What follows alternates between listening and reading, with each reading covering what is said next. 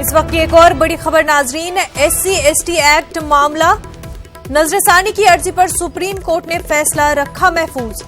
पिछले साल कोर्ट ने एक्ट में फौरी गिरफ्तारी पर लगाई थी रोक। सरकार ने कानून बदलकर फौरी गिरफ्तारी को फिर से किया है शामिल। इस वक्त की बड़ी खबर नाजरीन, SC/ST एक्ट का पूरा मामला है। नजरसानी की अर्जी पर सुप्रीम कोर्ट ने फैसला महफूज रख लिया है। आपको बता दें, पिछले साल कोर्ट ने एक्ट में फौरी गिरफ्तारी पर रोक लगाई थी। सरकार ने कानून बदलकर फौरी गिरफ्तारी को फिर से शामिल किया है।